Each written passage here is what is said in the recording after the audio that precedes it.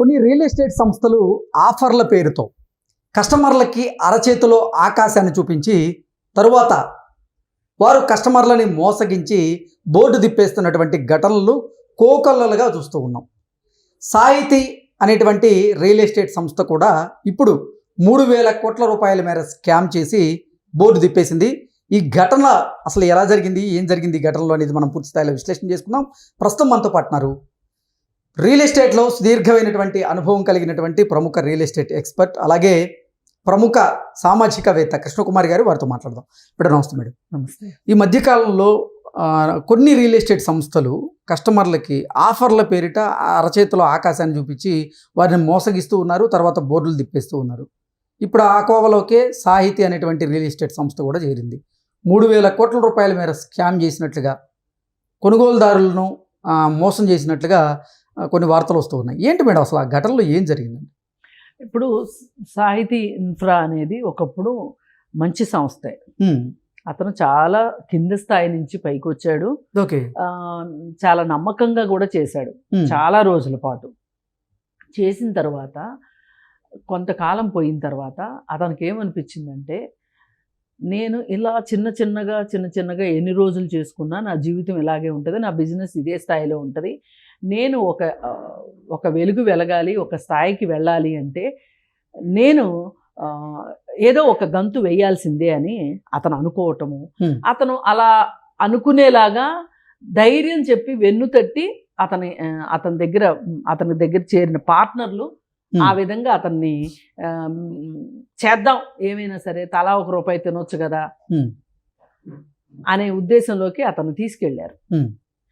ఇతను కూడా ఏంటి, కాంక్ష పెరిగిపోయింది. ఇన్ని సంవత్సరాలు కష్టపడ్డాను, ఏం చూశాను, డబ్బులు చూశానా, ఇప్పుడు ఏదో ఒకటి చెయ్యాలి అనే ఉద్దేశంతో మొత్తం మోసానికి తెరదీశారు.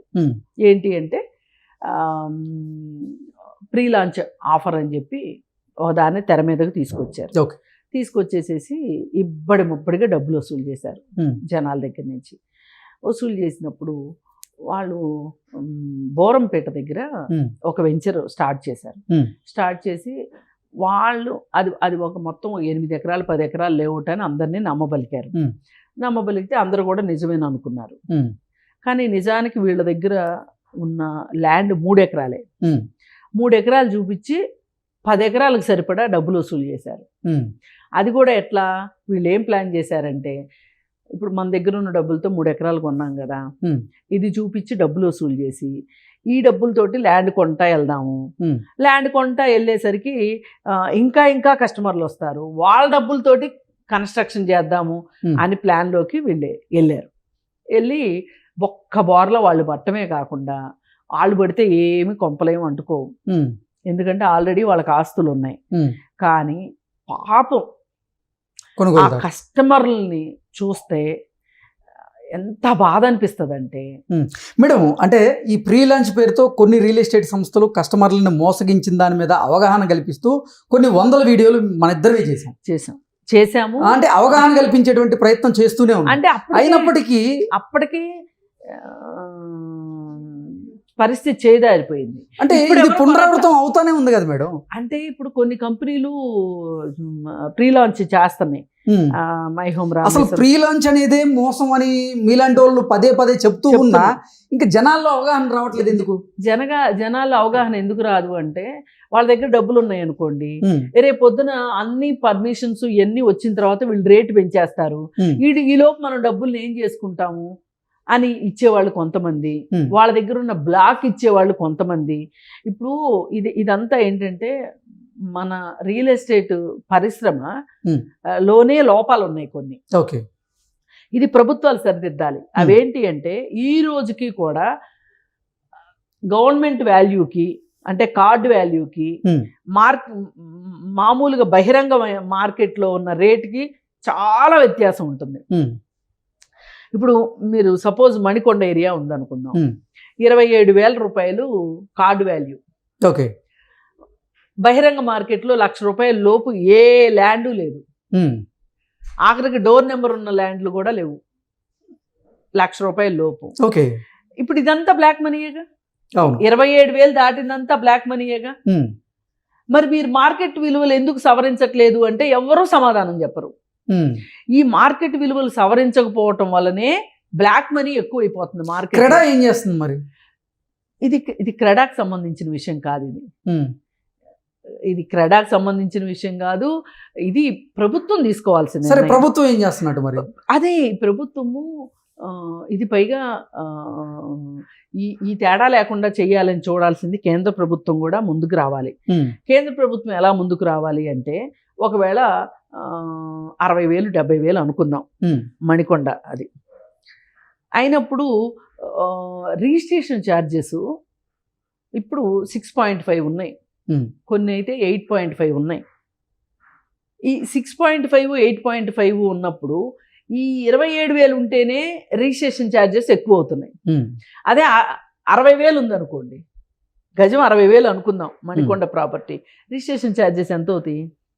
ఇప్పుడు దీనికి చాలామంది నిపుణులు ఇచ్చిన సలహా ఏంటంటే, కేంద్ర ప్రభుత్వాన్ని మీరు మార్కెట్ వాల్యూని పెంచండి, తద్వారా బ్లాక్ మనీని కంట్రోల్ చేసినట్టు అవుతుంది.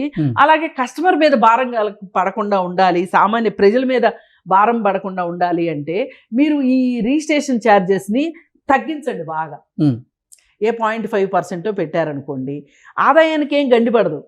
ఇప్పుడు 60,000 అవుతుంది కాబట్టి, 60,000 ఉంది కాబట్టి ఇప్పుడు 27,000కి వచ్చే డబ్బులు దీనికి వస్తాయి. అవును, ప్రభుత్వానికి ఆదాయానికి ఏం డోకా ఉండదు. కానీ మనము బ్లాక్ మనీని కట్టడి చేసినట్టు అవుతుంది అని చెప్తుంటే, ప్రభుత్వాలకు అసలు ప్రభుత్వాలకు కావాల్సింది ఈ ప్రభుత్వం ఆ ప్రభుత్వం కాదు. ఏ ప్రభుత్వం అయినా బ్లాక్ మనీ ఉండాలి వాళ్ళకి. ఎందుకంటే ఎలక్షన్స్ లో ఖర్చు పెట్టుకోవడానికి బ్లాక్ మనీ ఉండాలి వాళ్ళకి. ఈ దానికోసం ఇప్పుడు ఎలక్షన్ అంటే, ఒకప్పుడు ప్రభుత్వాల నిర్లక్ష్యాల వల్లే ఇటువంటి తప్పిదాలు మళ్ళీ పునరావృతం అవుతున్నాయి. మళ్ళీ అసలు ప్రభుత్వాలు అసలు పట్టించుకోకపోవటం వల్లే ఈ విషయంలో ప్రభుత్వాలనే అసలు మొదటి ముద్దాయి ప్రభుత్వమే. ఏం చేస్తుంది? ఇప్పుడు రెరా అనే కొత్తది తీసుకుని వచ్చారు, బాగుంది. మరి రెరా ప్రకారం అమ్మకూడదు. అమ్మినట్టు తెలిసిన వాళ్ళని ఎవరినైనా మీరు, ఒకవేళ రామేశ్వరరావు గారు లాంటి ఆయన అమ్మాడు అనుకుందాం, లేకపోతే ఇంకొకళ్ళు ఈ ఇప్పుడు ఇంకా చాలా ఉన్నాయి కదా, వాసవి ఉంది, అలాగే అరబిందో ఉంది, ఇలా చాలా ఉన్నాయి కదా. ఇట్లాంటి వాళ్ళు ఎవరైనా అమ్మినట్టు మీ దృష్టికి వస్తే, ప్రభుత్వం దృష్టికి పోనీ నాలాంటి వాళ్ళు తీసుకెళ్తే, మీరు తీసుకునే చర్యలు ఏంటి? ప్రభుత్వం తీసుకునే చర్యలు తీసుకోరు. మరి అలాంటప్పుడు ఇంకా ఎట్లా అండి? ఇప్పుడు మనం ఏం చేస్తున్నాము, పెళ్లి దూరకుండా వెళ్ళాలని చెప్పి కంతలు పెట్టిన తర్వాత పిల్లులు వస్తాయి పోతాయి. మీరు అసలు కంతే పెట్టకూడదు, మీరు పెడుతున్నారు. ఎందుకు? మీ లాభం కోసం మీరు పెడుతున్నారు. ఇవి ప్రభుత్వం వైపు నుంచి వస్తున్న తప్పులైతే ఇంకా వ్యాపారస్తులకి వ్యాపార దృష్టి ఉంటుంది కాబట్టి, వాళ్ళు ఏమి ప్రభుత్వం నిర్ణయాల్లో ఏమి లూప్ హోల్స్ ఉన్నాయి, చట్టాల్లో ఏమి లూప్ హోల్స్ ఉన్నాయి అనేది చూసుకుని దాంతో ఆట ఆడుతున్నారు. దాంతో ఏమవుతుంది? అటు తిరిగి ఇటు తిరిగి నష్టం జరుగుతుంది సామాన్య ప్రజలకి. ఇప్పుడు సామాన్య ప్రజలు శాసించగలిగే స్థితిలో ఉన్నారా? లేరు.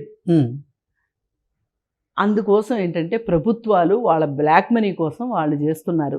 పైగా ఇంకోటి ఏం జరుగుతుందంటే, ఏ ఒక మంత్రికో ఒక చోట మోటా నాయకుడు కూడా ఒక రియల్ ఎస్టేట్ వ్యాపారాన్ని బెదిరించగలిగే పరిస్థితులు ఉన్నాయి ఇవాళ. చెప్తే మీకు ఆశ్చర్యం వేస్తుంది. 200 గజాల్లో 3 ఫ్లోర్లే కట్టాలి. లెక్క ప్రకారం G+2 కట్టాలి.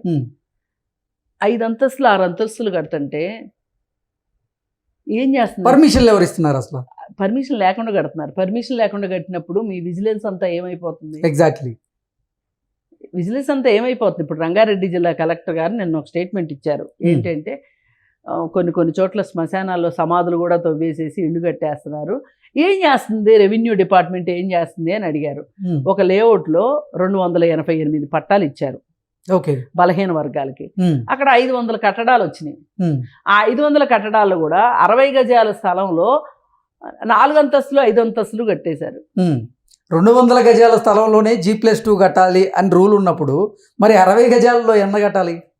60 గజాల్లో కూడా 3 ఫ్లోర్లు వేసుకోవచ్చు, 2.5 ఫ్లోర్లు G+2 వేసుకోవచ్చు, దానికి ఇబ్బంది లేదు. కానీ 5 ఫ్లోర్లు ఎట్లా కడతారు 60 గజాలు? చర్యలు లేవు. అందుకని ఏంటంటే ప్రభుత్వాలు అలాగే లోకల్ బాడీస్ చూస్తా కూర్చుంటాయి, తప్పులు చేయనిస్తారు, తప్పులు చేసిన తర్వాత వాళ్ళ దగ్గర నుంచి డబ్బులు వసూలు చేస్తారు. ఈ వైఖరే ఇవాళ ఈ సాహితీ లాంటి మోసాలు జరగటానికి కారణం. ఇప్పుడు సాహితీ అతను ఇలా తక్కువ ల్యాండ్ ఉంటే కూడా ఎక్కువ బుకింగ్స్ చేశాడు కదా, ఆ డబ్బులన్నీ ఏం చేశాడు? అతనికి అర్థమైపోయింది నేను ఇంకా ల్యాండ్ని కొనలేను అనేది అర్థమైపోయింది అతనికి. ఇప్పుడు నేనేం చేయాలి? ఈ తీసుకున్న డబ్బుల్ని చాలా సంస్కారవంతంగా నీతిమంతుల్లాగా అందరికీ పిలిచి మీ డబ్బులు మీరు తీసుకెళ్ళండి, మీ డబ్బులు మీరు తీసుకెళ్ళండి అన్నాడు అనుకోండి, ఇతనికి చెప్ప మిగులుతుంది. పైగా ఈలోపు ఈ డబ్బులన్నీ ఇలా డబ్బులు వస్తుంటే మనుషులకి పిచ్చి కళలు వచ్చేస్తాయి, వాళ్ళ లివింగ్ స్టాండర్డ్స్ పెంచేసుకుంటారు, ఖరీదైన కార్లు కొనటము, ఖరీదైన ఇళ్ళు కొనుక్కోవటము, ఫారిన్ టూర్లు వేయడం, లైఫ్ స్టైల్ అంతా మారిపోద్ది. మారిపోయినప్పుడు వీళ్ళకి మరి ఇదే లైఫ్ స్టైల్ మెయింటైన్ చేసుకోవాలి అంటే వీళ్ళు ఏం చేయాలి? ఏదో ఒక మోసం చేయాల్సిందే. ఇప్పుడు వీళ్ళకి ఆదర్శం ఎవరు అంటే విజయ్ మల్య లాంటి వాళ్ళు. వాళ్ళు ఎంత మోసం చేశారు, వాళ్ళు 1000 కోట్లు చేశారు, మేము 100 కోట్లు చేయకూడదా అని వీళ్ళకి పురుగు తొలుస్తూ ఉంటుంది అనమాట. వీళ్ళకి పక్కన చెప్పేవాళ్ళు కూడా అట్లాగే చెప్తూ ఉంటారు. ఇప్పుడు ఇతను సాక్షాత్తు గత ప్రభుత్వంలో, ఆంధ్రప్రదేశ్ గత ప్రభుత్వంలో టీటీడీ బోర్డు మెంబర్ కొనుక్కున్నాడు, ఆ పార్టీకి చందా ఇచ్చి, అది కూడా రాసుకున్నాడు. ఇన్కమ్ ట్యాక్స్ లెక్కల్లో, ఈడీ లెక్కల్లో అది కూడా బయటకు వచ్చింది. చాలా కోట్లు ఖర్చు పెట్టాడు దానికోసం, ఆ పార్టీకి ఫండ్ ఇచ్చాడు. లేకపోతే దేనికి ఏం చేశాడో తెలియదు, ఆయన అయితే క్లియర్ కట్గా రాసుకున్నాడు. దాంట్లో వాళ్ళ అమ్మాయి పెళ్లి చేశాడు, ఆ పెళ్లి కూడా అంగరంగ వైభవంగా 5 రోజుల పెళ్ళో 10 రోజుల పెళ్ళో పెళ్లి చేశాడు. ఇవన్నీ ఊరూరు సొమ్ము, ఏదో అంటారు ఊరూరు పసుపు ఊరేరు కుంకుమ ఊరంతా ఎరగా అన్నట్టు చేసేసాడు, ఊరేగేశాడు. వేసి ఇప్పుడు కస్టమర్స్, నేను మళ్ళీ చెప్తున్నాను, కస్టమర్స్ యొక్క కష్టాన్ని దోచుకుంటే ఏదో ఒక రోజుకి మధ్య సొంతింటి కళ అనేది ప్రతి సామాన్య వాళ్ళకు ఉంటుందండి. ఎందుకంటే మొన్న కోవిడ్ తర్వాత సొంతింటి కళ ఇంకా పెరిగిపోయింది జనాలకి. శవాలను ఇంటికి రానివ్వకపోవటం, అద్దెలో ఉన్న ఇంటి దగ్గరికి శవాలను రానివ్వకపోవడం, ఈ రోజుకి ఉంది ఆ దరిద్రం. ఎప్పటి నుంచో ఉంది, ఈ కోవిడ్ తర్వాత ఇంకెక్కువైపోయింది. అయితే వాళ్ళకి సొంత ఇంటి కళ ఉంటుంది, అది నెరవేరే పని లేకోకుండా ఇట్లా చేశారు. చేస్తే ఇది ఎంత బాధాకరం అంటే, నేను నా సొంత ఎక్స్పీరియన్స్తో కూడా చెప్తాను. ఒకటి, నేను మార్కెటింగ్లో ఉండగా ఒక అతను ఎవ్రీ మంత్ ఇన్స్టాల్మెంట్ కడతా ఉండేవాడు. నేనే బుక్ చేశాను ఆ ప్లాటు. అతను ప్రతి నెల ఆఫీస్కి వచ్చి ఆఫీస్లోనే కట్టేవాడు, కౌంటర్లో కట్టేవాడు. అప్పుడు ఏంటి అంటే అతనికి ఈ కలెక్షన్ ఎగ్జిక్యూటివ్కి ఇచ్చే డబ్బులు కూడా తప్పుతాయి అని చెప్పి అతను పాపం మాసప్ ట్యాంక్లో ఎక్కడ వర్క్ చేస్తా బస్సు ఎక్కి అమీర్పేట వచ్చి ఆఫీస్కి వచ్చి నేనుంటే నన్ను కలిసి మాట్లాడి వెళ్ళేవాడు. ఒకరోజు ఏం చేశాడు అంటే, వాళ్ళ వైఫ్ టైలర్, ఆమె సంపాదించే డబ్బులు ఉంటాయి కదా, అవన్నీ 50 రూపాయలు, 20 రూపాయలు, 10 రూపాయలు ఇట్లాంటిదంతా కలిపి ఇన్స్టాల్మెంట్ 2000 నెలకు కట్టాల్సింది. ఈ 2000 రూపాయలు చిల్లర డబ్బులు పట్టుకుని వచ్చాడు. పట్టుకుని వచ్చి నాకు చూపించి ఏమన్నాడంటే, మేడం ఇది మా ఆవిడ కష్టార్జితం, ప్రతి నెల ఆవిడ రెక్కల ముక్కలు చేసుకొని కష్టపడుతుంది ఈ ప్లాట్ కోసం, నాకు మంచి ప్లాట్ ఇప్పించండి మేడం అని చెప్పి అడిగాడు. నాకైతే కళ్ళల్లో నీళ్ళు వచ్చినాయి. ఇప్పుడు కూడా నాకు ఆ మనిషిని తలుచుకుంటే కళ్ళల్లో నీళ్ళు వస్తాయి అన్నమాట. ఎందుకంటే అంటే అతనే కాదు, ఇలా ఇన్స్టాల్మెంట్లో కట్టే ప్రతి వాళ్ళు ఇలాగే కష్టపడి కట్టుకుంటారు. అందరూ డబ్బులున్న వాళ్ళే, డబ్బులున్న వాళ్ళు కూడా ఉన్నారు మా కస్టమర్స్. ఒక్కొక్కళ్ళు 10 ప్లాట్లు 20 ప్లాట్లు బుక్ చేసిన వాళ్ళు ఉన్నారు. ఇవాళ కోట్లు వచ్చినాయి ఆ ప్లాట్ల మీద, కాదనట్లే. ఇప్పుడు ఎవరైతే ఈ కస్టమర్ ఉన్నాడో ఇతనికి రాజేంద్ర నగర్లో నేను సైట్ అమ్మింది, అది ఇప్పుడు 60,000 70,000 అయింది గజం. ఆ రోజు మేము ఇచ్చింది 1300కి గజం. 1300కి గజం ఇచ్చి కూడా అది ఈ 36 నెలల ఇన్స్టాల్మెంటు. అక్కడ కూడా ఇట్లాగే ల్యాండ్ ఇష్యూ వచ్చి ప్లాటు సకాలంలో ఇవ్వలేకపోతే ఒక సంవత్సరం 2 సంవత్సరాలు వెయిట్ చేయాల్సి వచ్చింది. ఎందుకంటే జనచైతన్య కంపెనీ రిజిస్టర్ చేసుకున్న ల్యాండ్ మీద ఎవరో కేసు వేశారు. వాళ్ళ ఫ్యామిలీ మెంబర్స్ ఎవరో వచ్చి కేసు వేశారు. అందుకని మేము ప్లాట్ ఇవ్వలేకపోయినప్పుడు వెయిట్ చేయాల్సి వచ్చింది. అయితే అయినప్పటికీ కూడా అతనికి ఇవాళ ఆ రోజు 2,60,000 కడితే, ఏవో డెవలప్మెంట్ ఛార్జెస్ అంతా కలిపి 3 లక్షలు పెట్టి కడితే ఇవాళ 2 కోట్లు వస్తుంది ఆ ప్లాట్ మీద. అది ఒక రకంగా మంచి అప్రిసియేషన్. అతని జీవితంలో 30 సంవత్సరాలు పనిచేస్తే వచ్చే గ్రాట్యుటీ ఏదైతే ఉంటుందో, అంటే రిటైర్మెంట్ బెనిఫిట్స్ ఏమైతే ఉంటాయో ఆ బెనిఫిట్స్ కంటే ఒక ప్లాట్ కొనుక్కుంటే డబ్బులు ఎక్కువ వస్తాయి. అంటే ఈ నమ్మకంతోనే కదా వాళ్ళు పొదుపు చేసుకుంటారు. ఆ 2,000 ఖర్చు పెట్టుకోవడం పెద్ద కష్టమేం కాదు. వాళ్ళు కూడా ఖర్చు పెట్టేసుకోవచ్చుగా. 2,000 ఖర్చు పెట్టడం పెద్ద కష్టమేం కాదు. కానీ వాళ్ళు ఎందుకు ఆలోచించారు? ముందు చూపు, రేపు మనకి సెక్యూరిటీ కింద పనికి వస్తుంది అని. అంటే ప్రతి కస్టమర్ మనోభావం ఇలాగే ఉంటుంది. అందరూ ఇప్పుడు ఎవడన్నా టోపీ పెట్టాడు రియల్ ఎస్టేట్ వాడు అంటే డబ్బులు నోడికే పెట్టడు, డబ్బులు లేని వాళ్ళే ఎక్కువ మంది ఉంటారు. 100 మంది కస్టమర్లో 80 మంది కస్టమర్లు ఇట్లాంటి పేదవాళ్లే ఉంటారు. కష్టం చేసుకొని ప్రతి రూపాయి కూడబెట్టి సంపాదించిన వాళ్ళే ఉంటారు.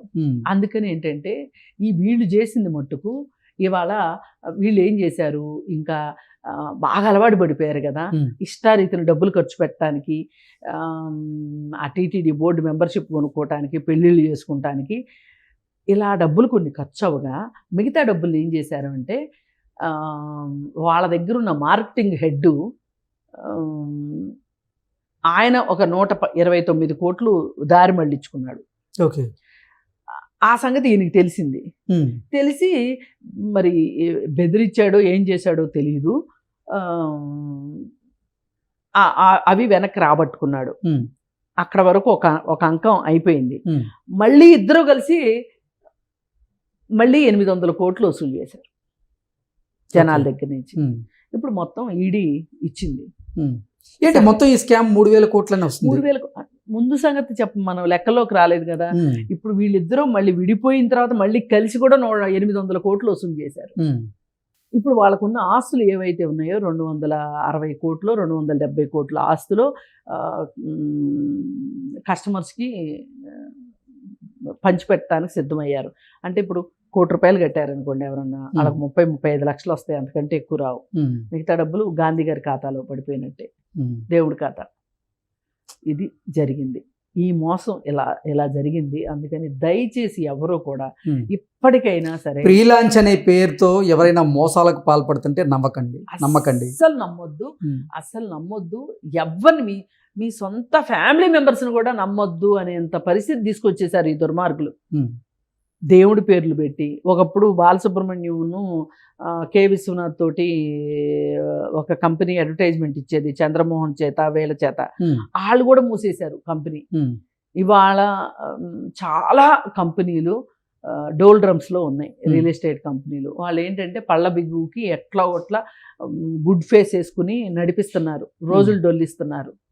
అందుకని ఈ హై రైజ్ అపార్ట్మెంట్లు వచ్చిన తర్వాత కూడా మోసాలు పెరిగిపోయినాయి, మాటకు ఆ మాట.